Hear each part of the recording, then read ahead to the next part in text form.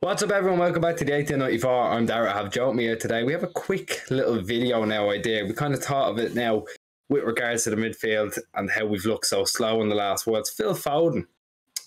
We're going to talk about him. We're going to talk about where he's going to fit in for the next 10, 15 years, hopefully of a City career. We've been thinking about it for a while. Is he going to stay in the wing? Will he play in the false nine? Will he play in the midfield? I think, Joe, you have a fairly strong opinion on it. Go on to it. Now, I think his future, like 5 to 10 year future, is in the midfield. I think he's far too good to be taken out of there. We've seen it in glimpses.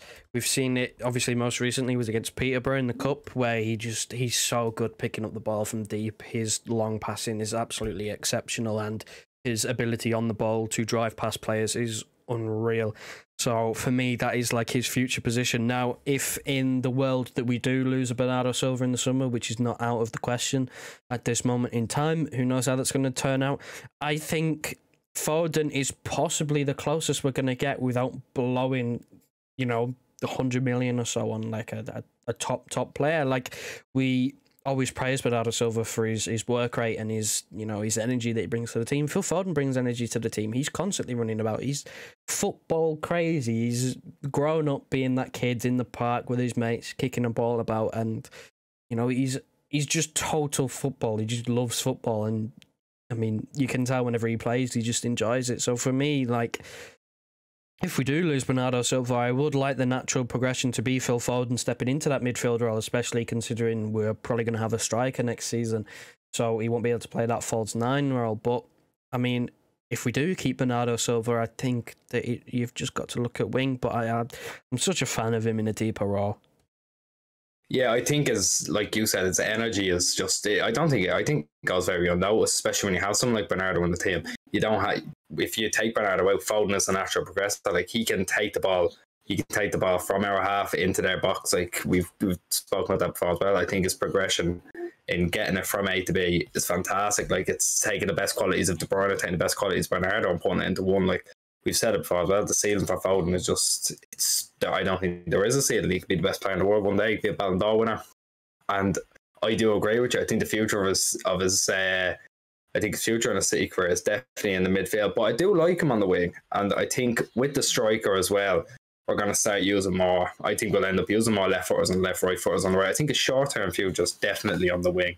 I think he's just, wherever he plays, he's fantastic. But I do also like to say that his midfield progression role is fantastic. I think, the next few years, De Bruyne will be getting on. Bernardo's not going to stay forever. He might sign a new contract. He's not going to stay forever. So we'll always have that little role there. And again, Gundogan's getting on. He's just a completely roll up of different players. And we've seen him play for England in the midfield as well when they've actually decided to play forward to back, and he's been in the little 10 role.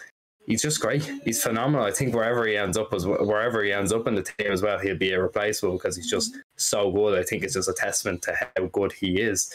But I think if he was to be put out on the wing, put out on the left, I mean, he offers so many other qualities as well, doesn't he?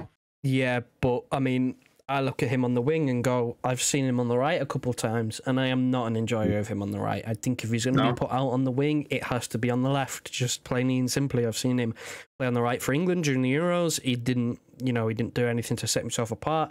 I've seen him play on the right for City, most notably against Spurs, the game that we actually lost recently. That didn't work at all. He started on the left, and then when you see Sterling going to the left and actually start to play a bit better, you go, well, Foden's just not a Mahrez type player, because not many players in the world are a Mahrez type player. That's not his fault, but it just didn't really work. So if he is going to be on the wing, it has to be on the left wing. And like you said before, I could definitely see a world in which we go back to left and right footers on, their natural sides of the wing with a striker. You think of the whole having Aguero there, these, low driven crosses or cutbacks, getting to the byline, almost like Walker does at the moment. Like, you'd imagine that had become a much more viable option for us to have, with having a focal point up there. So it really is he is going to have to get used to playing on the wing for another few years yet, but I do think ultimately he will end up in a David Silva-esque role almost. He's almost doing a reverse David Silva, almost, or at least I think so anyway. Like, he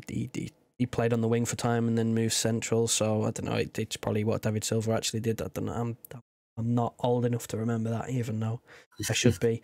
But no, he's just so good. He has to move further back because the qualities that he has suit being a further back, and he helps against low blocks as well because again the range of his passing and his ability to drive through the middle of the park when he's on the wing, it's not as helpful to have that there against a low block. So I think again ultimately it's just a matter of time. Yeah, exactly. And again, I think having him on the left, maybe having a Sterling on the right with a focal punch in the middle, I think it'll bring out the best of Sterling as well. We all know Sterling's best at being at the back post to put one in. When there's a left footer drilling one across, again, like you said, get to the byline, putting it back. That's going to be that's Sterling's bread and butter. Sterling's going to mop up as well. I think for the short term, having him on the left will be the way, especially if we keep hold of it. Gundogan, Bernardo, De Bruyne, all them. He'll stay on the wing, but in the next 5, 10, maybe even 15, depends how long it goes on for, years. I think that'll be his role. That'll be his role as well. You said the reverse David Silva. I can see him when he's getting onto the edge David Silva is now. He can also drop back into that little deeper role as well. He's just so good all around. So I wanted to make the video. I wanted to see how good he actually can be, how many roles he can fit into. And look, hopefully he's going to sign that contract that'll keep him here for a few more years. I mean, it's been apparently done for the last 3 months and we've got no confirmation of it, but I don't think there's anyone getting shaky over he wants to be here. He wants to be at his childhood club. He wants to be a City legend. He wants to be club captain one day. And that's what he's going to be. But look, where do you see Phil Foden's future? Do you see him playing in the midfield? Do you see him playing on the left, on the right, wherever it is? Do you see him at a different club? Maybe, hopefully not. But we made the quick one.